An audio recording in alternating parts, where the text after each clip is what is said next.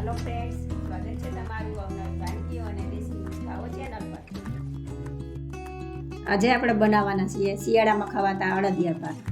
આ અડદિયા ધાબો દઈને કેવી રીતના બનાવવા, ખાંડની ચાસણી કેવી રીતના લેવી, એ ખાંડની ચાસણીવાળા અડદિયાની રેસીપી આપણે આગળ આપણી ચેનલ ઉપર મૂકેલી છે, તો આની લિંક તમને નીચે મળી જશે.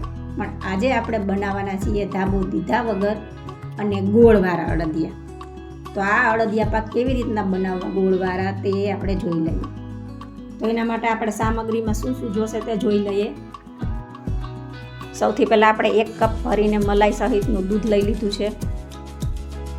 1 વાટકો અડદનો લોટ, અડધો વાટકો ઘી, એની સામે અડધો વાટકો ગોળ, ઘરના દૂધની મલાઈનો માવો, આખો ગુંદ, દળેલો ગુંદ, એલચી જાયફળનો પાવડર, સૂકા નારિયેળનું છીણ, સૂપ પાવડર, કાજુ અને બદામ.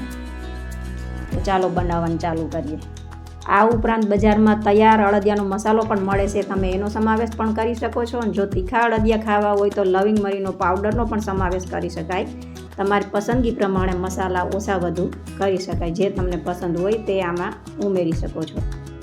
સૌથી પહેલાં એક વાસણમાં આપણે થોડું ઘી લઈ લેશું ને થોડું આપણે બચાવીને રાખશું. એનો ઉપયોગ આપણે છેલ્લે કરશું. થયું કે નહીં એ જોવા માટે આપણે 1 ગુંદ નાખીએ પહેલાં દોસ્તું.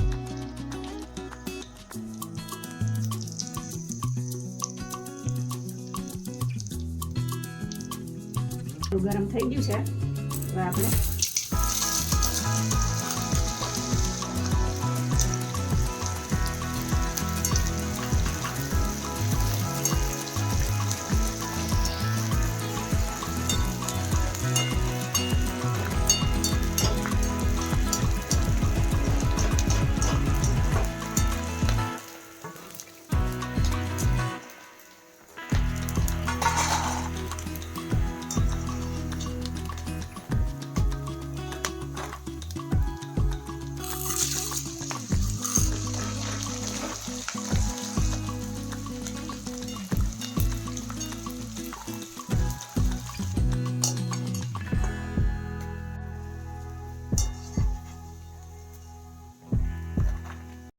ગુંદ તરાઈ ગયા પછી એ જ ઘીમાં આપણે લોટ શેકી નાખશું. આજે આપણે ધાબો દીધા વગરના અડદિયા બનાવીએ છીએ, એટલે સીધો કોરો લોટ આપણે શેકશું આમાં ઘીમાં.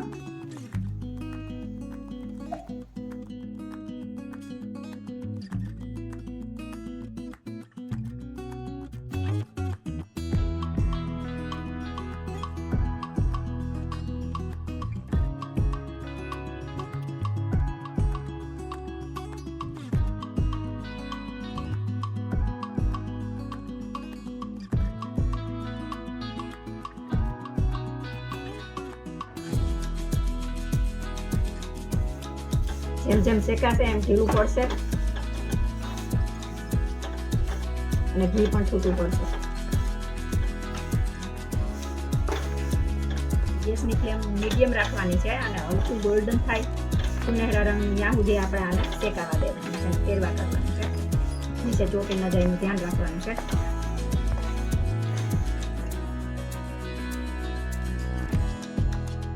જેમ જેમ આપણો લોટ શેકાવા માંડ્યો એમ જોઈ શકો છો ઢીલો પડવા માંડ્યો છે, ઘી પણ છૂટું પડવા માંડશે. હવે આપણે ગોલ્ડન બ્રાઉન થાય ત્યાં સુધી શેકવાનું છે આને.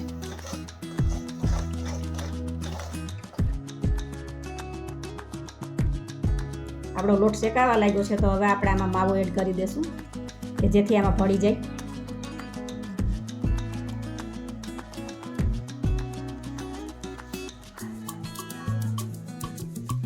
આ માવો આપણે ઘરના ગાયના દૂધની મલાઈમાંથી બનાવેલો છે અને આપણે સોફ્ટ રાખ્યો છે જેથી આમાં ભળી જાય સરસ.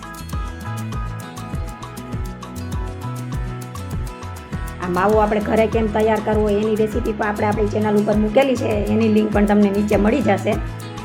આપણે ઘરે બનાવેલો માવો છે એટલે આમાંથી પણ ઘી છૂટું પડશે.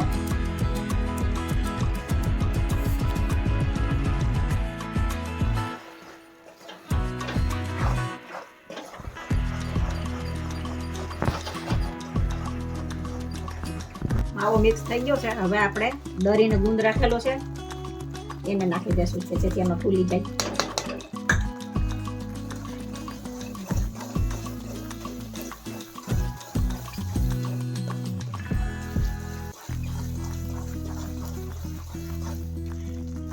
બદામ, કાજુ,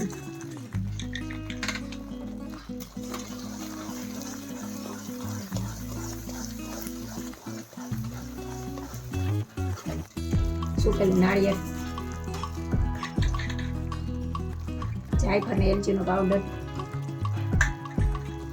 સૂપ પાવડર બધું મિક્સ કરી દેશું. આપણે અડદિયામાં ધાબો નથી દીધો એટલે અહીંયા કપ જેટલું દૂધ અવશ્ય એડ કરવું. દૂધ એડ કરવાથી આપણો અડદિયો થોડો કરકરો પણ બનશે અને સોફ્ટ પણ બનશે. તો 1 કપ જેટલું દૂધ અવશ્ય એડ કરવું. હવે આપણે આને દૂધ શોષાય ત્યાં સુધી શેકી લેવાનું છે. આપણે બંધ કરી દઈશું અને થોડી વાર હલાવશું કે જેથી નીચે ચોટી ન જાય. આપણે ગોળ પાછળથી ભેરવવાનો છે.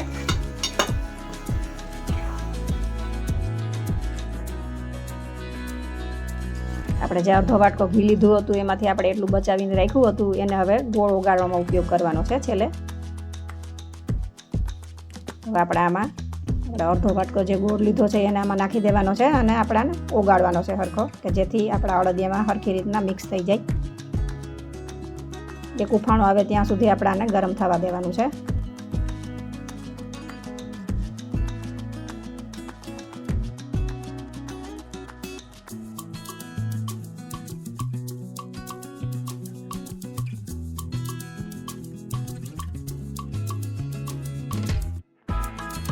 ગોળ ઉકળી જશે. હવે આપણે આને બંધ કરી દેવાનું છે અને હવે આપણે આમાં આને મિક્સ કરી દેવાનું છે. આપણો ગેસ બંધ જ છે. હવે આપણે ખાલી મિક્સ કરી દેવાનું છે. ગેસ આપણે ચાલુ નથી કર્યો.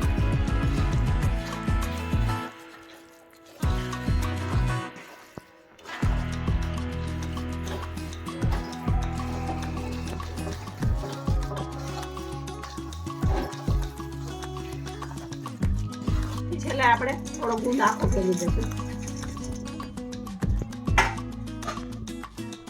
આપણે દરેલો તો પહેલા નાખેલો જ છે. આપણા પાછળથી ભંગાય નહીં એટલા માટે આખો પાછળથી નાખીએ છીએ.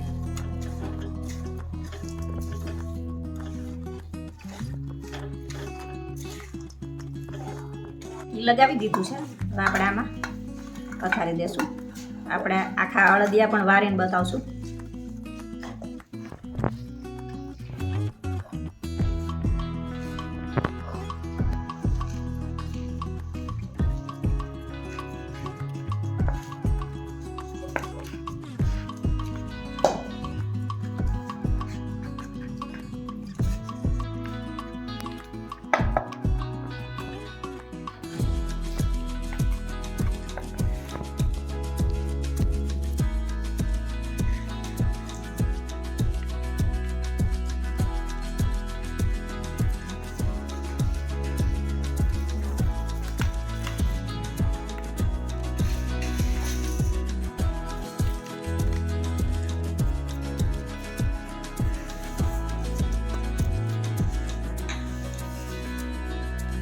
આને ઠંડુ થવા દેશું. પછી આપણે આના પીસીસ પાડી લેશું.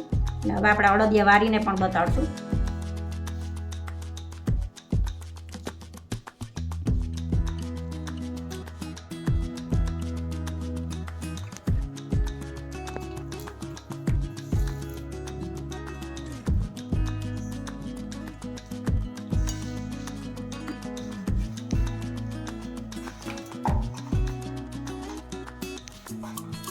આપણે થોડું ગરમ હોય ત્યારે જ આમાં કટ લગાવી દેવું.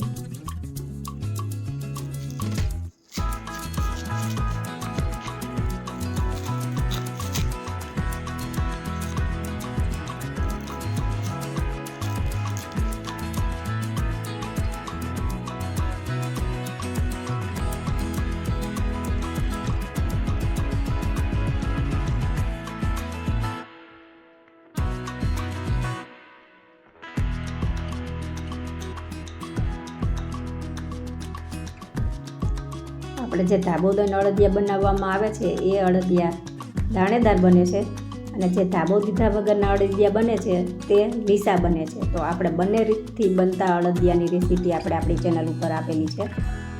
અને આગળ પણ આવી અલગ અલગ રીતથી બનતી રેસીપીઓ આપણી ચેનલ ઉપર આવતી રહેશે.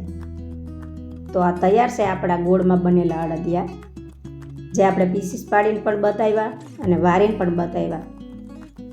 જો તમને આજની આ મારી રેસીપી પસંદ આવી હોય તો રેસીપી લાઇક, શેર અને ચેનલ સબસ્ક્રાઈબ કરવાનું ભૂલશો નહીં. ફરી મળીશું એક નવી રેસીપી સાથે.